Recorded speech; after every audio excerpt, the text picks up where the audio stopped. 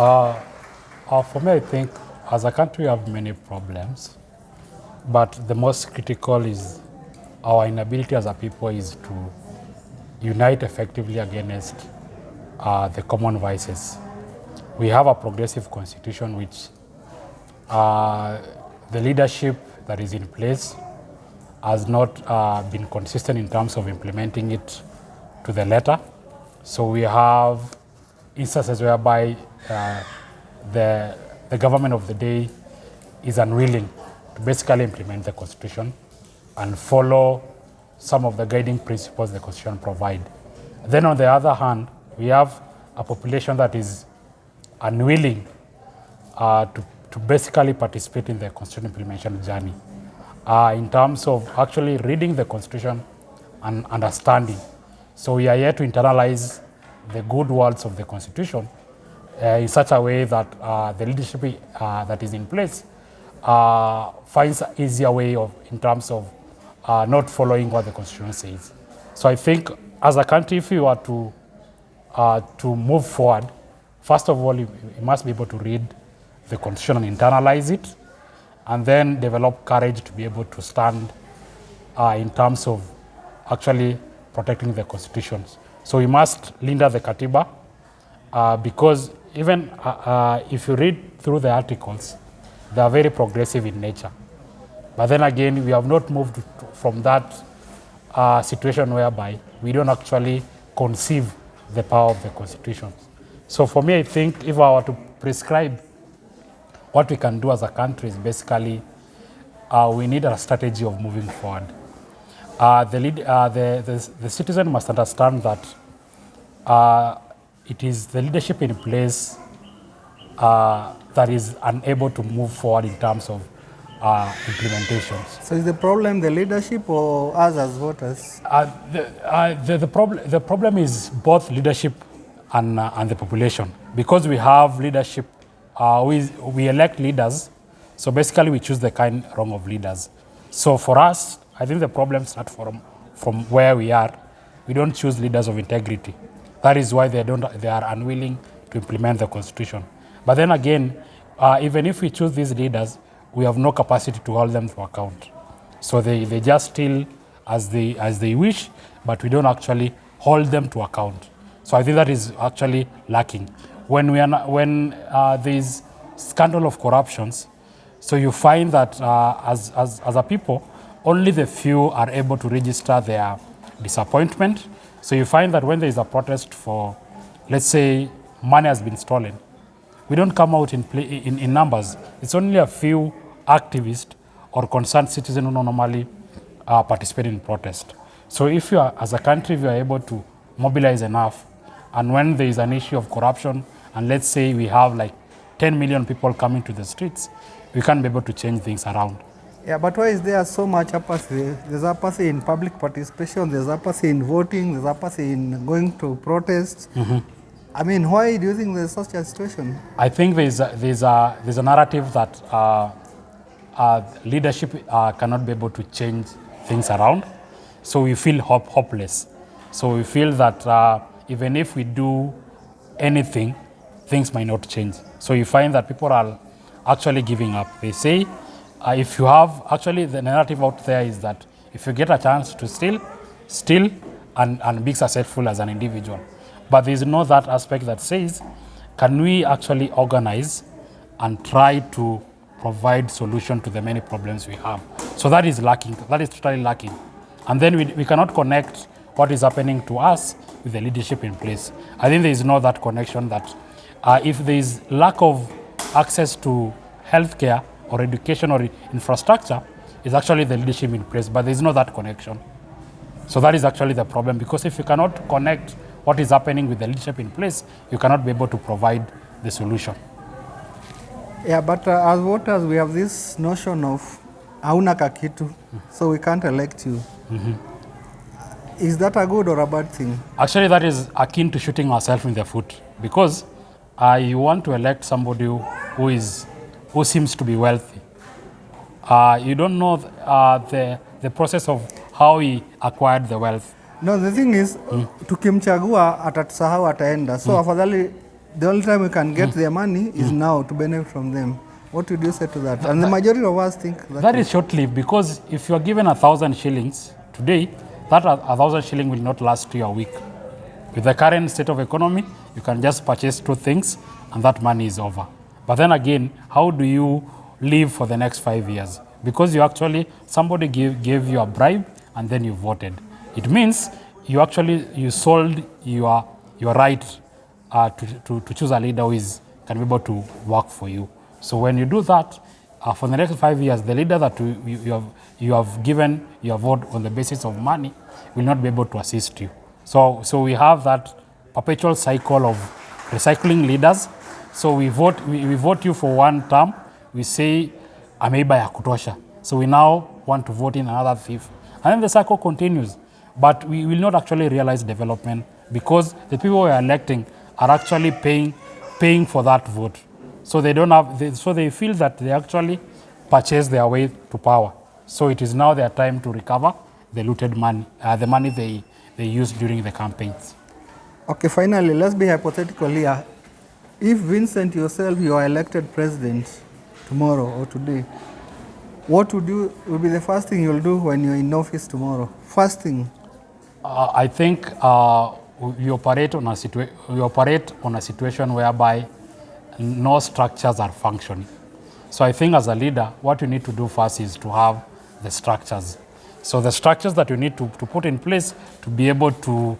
you're the president. What would you do? What structures would you put up? If I were the president, first of all, I'll ensure that people are able to read and internalize the Constitution. And then I'll be able to strengthen mechanism for access to information.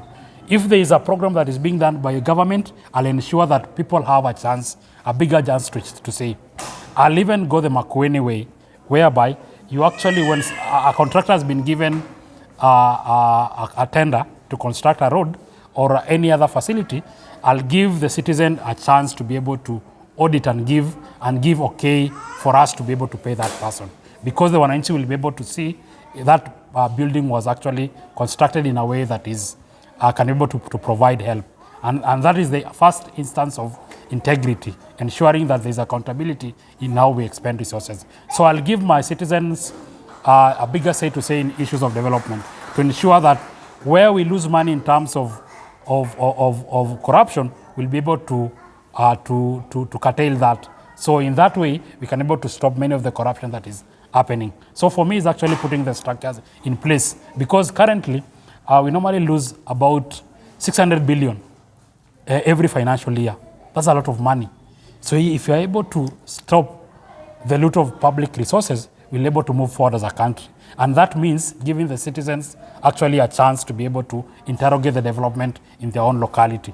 And before we even pay somebody for the tender that he undertook, what we actually need to ensure that it was done in the correct way. And actually put a level of accountability that before you actually paid, there's a process to be followed. So that makes sure that you don't get paid for something that you have not done, because you have many layers of accountability. So I think the biggest chance of us is corruption. And then, of course, we need to instill that aspect of integrity even in our own private spaces.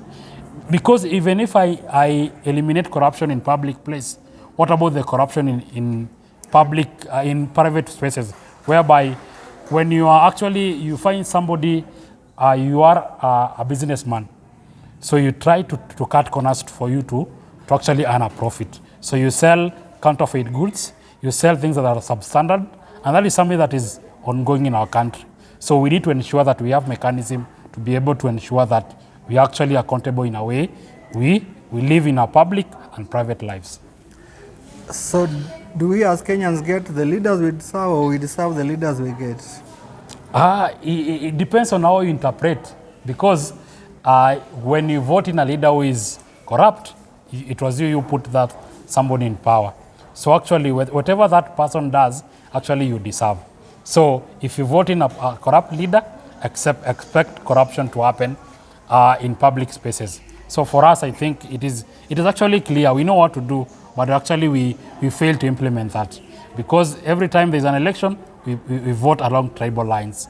Yet again, those leaders we are voting in, they are not actually people who can be able to implement development as we want it. Okay, the last question.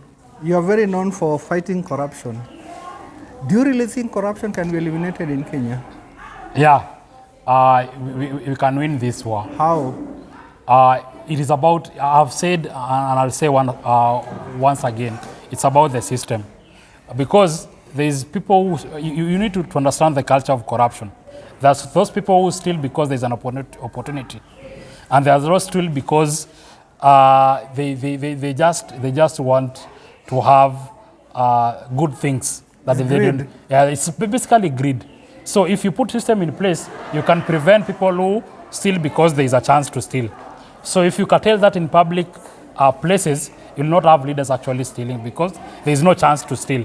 So you'll have eliminated one way of corruption. And then you need to instill issues of morality in our social lives. Because if you lead by example, you say, you yourself as a leader, you lead by example. You are not engaging in looting of public resources. You live a frugal life that actually demonstrates that there is no value for accumulation of wealth. Because if you are able to provide for your day-to-day necessities, you don't need big cars, you need houses and all that, because it's actually possible. So we need to, a leader can demonstrate that it is actually, there's a good way. And then also we introduce merit in every step of our lives. If you are looking for employment, let merits be the basis for you to actually acquire employment. Because what makes people to cut corners is because there is no merit in how they acquire things. So be it employment, be it winning of tender. So if there is merit, actually people will see that if I work hard, I can be able to acquire what I have. So it's about merit at the end of the day. Finally, what can you tell the youth about the August elections? I think one way of us holding leaders to account is actually through the ballot. Ballot is a revolution of sort. We can vote in leaders who are able to integrate issues of young people in their own manifesto and actually they implement.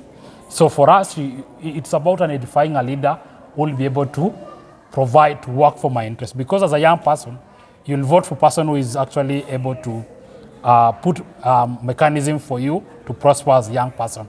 So for me, as the aspect of saying that I will not vote because I don't see the value of it is actually is a misconception. Because if you don't vote, you actually allow a leader who will not take care of interest to be elected. So we need to vote. If they go to vote, they don't benefit anything. It's not worth their time. That is a wrong notion. Because if you don't vote, you're actually electing, you are helping to elect a leader who will not be able to take care of your interest. So we need to actually to vote. Because that is where this revolution starts. We can start by voting in leaders, and then we try to hold them to account throughout their tenure. So that is the only way we can be able to salvage this country. And then, of course, as a young person, we have numbers. We have everything that we can be able to use it. Why don't we elect, if we decide to elect a young person today as president, we can be able to do it because we have numbers. That is what we want to do. Because if you want somebody to create employment, why don't we employ somebody who will be able to understand youth issues? So it's about that. There is no cut short. There's nothing else you can do apart from participating in the ballot and electing leaders of integrity.